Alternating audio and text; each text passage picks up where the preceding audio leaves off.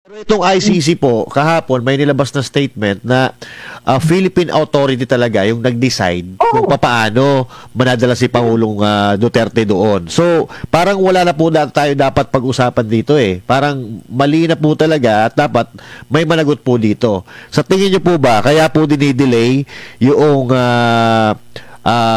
hearing diyan sa Hague dahil alam nila na malilintikan sila dito? I don't think dinidelay na Aida. To be Ah. fairness, to be fair with the Hague, okay, with the ICC. I don't agree with the ICC dun sa kanilang interference in our internal affairs or domestic affairs of the country. I don't agree with that. I question the ICC na bakit mga tulad ng bansa natin ang kaya nilang mag-interfere at kaya nilang mag-aresto ng former president when in fact there are other president in this world, like for example Netanyahu, na hindi Yes. nila mahuli-huli. Ah. At Netanyahu is traveling from one country to the other, and even Netanyahu is traveling to a country that is a member of the ICC pero Yes. walang magawa ang ICC. Pero dahil maliit na bansa tayo, hindi tayo ganun ka-powerful, kaya nilang gawin ito sa atin. So I don't agree with the ICC. But on these things. Pero in fairness to the ICC, inamin naman talaga nila, sinasabi nila na hindi kami ang dapat i-blame kung bakit na-aresto ang inyong former president because it's the Philippine government. So it Yes. means it's Marcos Jr. and his government. Sila talaga ang nag-orchestrate na maaresto si former president at Yes. madala sa The Hague. The Hague was just nabaliktad nga eh. Ang kung titignan mo yung senaryo, parang nabaliktad siya na ang The Hague na, ang ICC na ang nag-cooperate sa Philippine government para maaresto si tawag nito si former president. Kasi dapat baliktad, 'di ba? Apo. You will not cooperate, ICC will pursue. Pero nagbaliktad. Sila ang nag-orchestrate. Kaya ang ICC, okay, nag-issue din ng warrant, pero late na nga ang issue ng warrant. Pero hindi naman delay actually ang hearing sa ICC. Yung Talaga September po? naka-schedule pa Yung on September po? Okay. September talaga yun. Kasi sa ICC, one thing that you have to know, Master Judea, Apo. ang pre-trial ha, hindi actual trial. If you Yes. really study the ICC and also yung iba nilang mga kaso na tinatakel, ang pre-trial will last for almost 2 years yan na okay. magpe-pre-trial.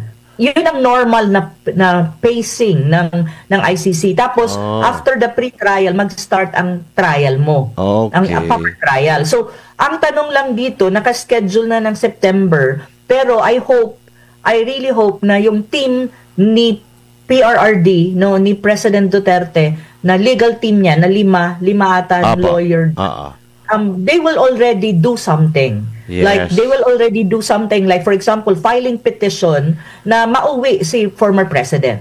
Kasi may yan magpa-file ka ng petition, i-review pa yan ng mga judges, at syempre, titignan pa nila, iisipin, magkukonvene pa yan and all that. It takes it's a process. So, ang hope ko lang is, kung gusto nating maibalik si PRRD, even before September or after September, kasi September ang next Yes po. pre-trial is, dapat hopefully yung ating legal team ni PRRD, gumagawa na sila ng hakbang ng mga petition na file nila sa ICC na mapawala, it's either mapauwi siya, probationary or humanitarian grounds, or mapadismiss ang kanyang kaso sa ICC. Yes po. Pero it's a process, Master Judea. Opo. Hindi siya pwede na ganun-ganun lang.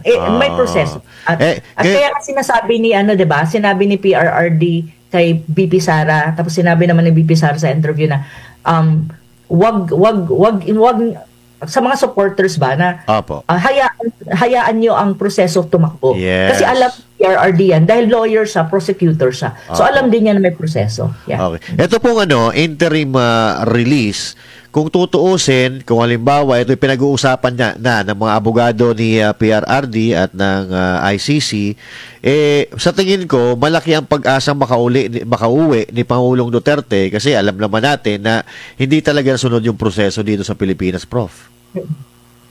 Oh, malaki. Una, walang due process. Pangalawa, we're not anymore a party to the ICC in Yes. terms of jurisdiction. Wala nang jurisdiction ng ICC since March 2019. Pangatlo, hindi nasunod yung Article 59. Pang-apat, may complementary principle ang Rome Statute na the ICC would only be interfering in a country or in a state if the state is a failed state. Or it means hindi nagpa-function ang mga judiciary and mga courts niya. Failed state meaning siya talagang magulo at walang judiciary na nagpa-function. So, hindi naman ang Pilipinas ganun. At may iba pang grounds, I think, that they can invoke yung mga lawyers. Pero ito yung tatlong, I think, basic and fundamental na pwede nilang i-argue sa ICC para, una, either mapawalang visa yung kaso or ma-stop na yan, kumbaga, or pangatlo, mapauwi si PRRD in a probationary or a humanitarian grounds for that matter. Kasi, actually, pwede ring i-invoke ng mga lawyers ni PRRD yung humanitarian na issue. Kasi, he's already 80 years old. Yes. At saka may for humanitarian grounds actually, pwede siyang umuwi at kung magkakaroon man ng pre-trial or trial, pwede naman na online. Kasi doon nga sa unang pre-trial, nag-online lang, di ba? Yes Hindi naman po. siya pumunta sa court, naka-online lang. Then it means it can be done. And then he can stay in his house in Davao City and probably, okay, fine, may mga magmo-monitor sa kanyang movement na nandyan lang sa Pilipinas, okay naman yun eh. Pero ang sinasabi ko lang, may proseso yan. It has to be filed as petitions to the ICC court. And I really hope that yung legal team ni PRRD is doing it already or preparing for it na. Kasi the earlier the better. Alam mo 'yon, pag ganito kasi legal case yan matagal yan May mga review pa yan, may magko-convene pa yung mga judges diyan. So I hope na the earliest na ma-file nila yung mga petitions kung ano man yung balak nila ma-file na nila para naman hindi tumagal si PRRD diyan sa ICC.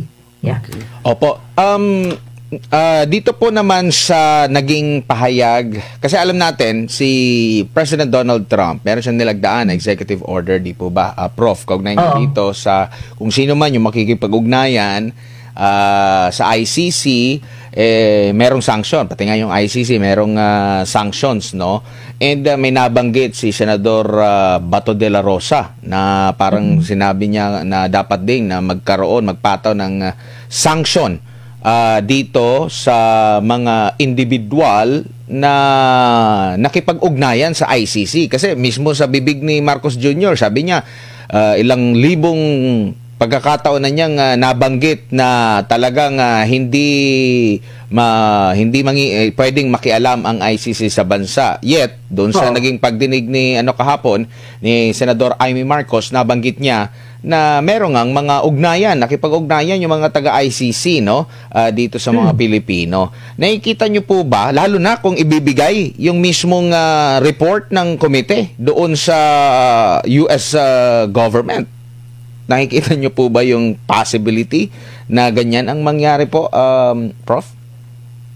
Well, ito ay I will be more objective about these things, okay? And I will give you a realistic perspective on these things. Okay. May EO kasi si Trump sanctioning the ICC. So, ibig sabihin, sinasanction niya yung ICC. But one thing that you have to remember, the United States is not a party to the Rome Statute. So, hindi siya member ng ICC or in a way. So, if in terms of clout, since hindi ka member, in terms of pressure, that is, well, it depends. Pero at the end of the day kasi, walang ganon masyado na official na pressure kasi hindi nga member. Pero, maganda lang sa United States, it's still a superpower. And it is a superpower. So in a way, may diplomatic and political influence yan when you talk about pressure, even though it's not a member of the ICC. Ngayon, ang kanyang EO kasi, ang sinasabi ng EO na yon is yung dinadirect niya. Kumbaga, kami, United States, were sanctioning ICC. So, dapat ang aming mga allies,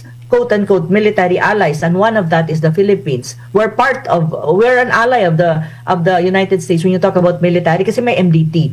Dapat kayo din, huwag kayong sumunod dyan sa ICC at isanction nyo rin. Pero ang ginawa kasi ni Marcos Jr. is kabaliktaran, di ba?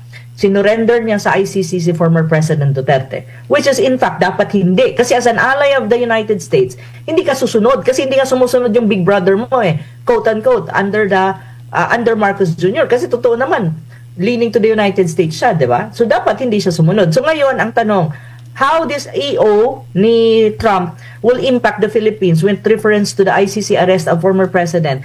Pero ang tanong kasi kanino dapat mapunta yung pressure?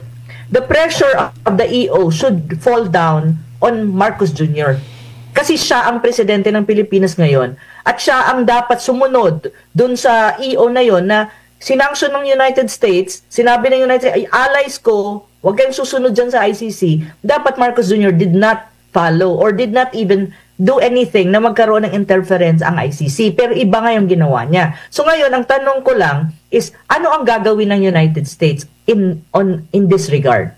Ano yung gagawin niya? So ang tanong, anong gagawin ni Trump or ng gobyerno ni Trump to pressure and to penalize Marcos Jr. Kasi as an ally, hindi siya sumunod dun sa kanyang quote-unquote big brother. So yun yung tanong ngayon. Pero as to US pressuring the ICC, that is another matter. Kasi at the end of the day, United States is not a party to the ICC. Hindi siya member. Ang kanyang diplomatic and political influence is there, but still, mas maganda kung member siya. Pero ang EO kasi, it applies to allies. So ang tanong ngayon, anong gagawin ni Trump? Kasi hindi niya sumunod si BBM doon sa EO Kasi EO yan dapat ini-encourage lahat ng allies na, forget about ICC. So ganun siya. So ngayon, yun ang titignan natin. Ano ang gagawin ng Trump administration on that note? Kasi wala pa namang nangyayari. Pero you have to remember you have to remember that this United States has its own interests as well in the region. And when you talk about geopolitics, alam naman natin na there is a competition and rivalry between great powers at the moment, and that would be China and the United States. And sa Asia Pacific, really, under Marcos Jr. administration, the United States capitalizes on the Philippines as its proxy against China. And one thing that you have to remember too, I'm not saying that Trump will do this, but what you have to remember is the United States is a state and it's a country. It has its own national interests. And at the end of the day, any country will protect its national interest first before the interests of other countries. So yun yung dapat nating tandaan. So ibig ko lang sabihin, we should have manageable or managed expectation from the United States with reference to the ICC arrest ni PRRD. Kung put pressure siya kay BBM to do something na maibalik si PRRD sa Pilipinas or not. Kasi yun ang hindi natin alam. Kasi ako, very realistic ako when you talk about geopolitics na. Kasi this involves geopolitics already. So hindi na siya domestic. So at ako, realistic din ako na Trump will always protect the national interest of the United States. And the national interest of the United States, we don't know if yung ICC arrest ni PRRD is complementary to the national interest of the United States. Kasi ngayon, ang nangyayari sa Pilipinas, if you really look at what is going on when you talk about defense and military, una, may lumabas, di ba? 5.58 billion US dollars na arms sales na inapprove ng State Department ng United States to the Philippines. That is good for the United States, sa deep state nila. Because it's arms sale But it's not good for us actually. So may mga bagay ka. Pangalawa, upcoming ang Balikatan or Siksais mo, the United States will be deploying Typhoon missile systems to an anti-missile system. There's still yung Indo-Pacific strategy ng United States it would be alive in a matter of time after masettle ni Trump ang peace deal with Russia.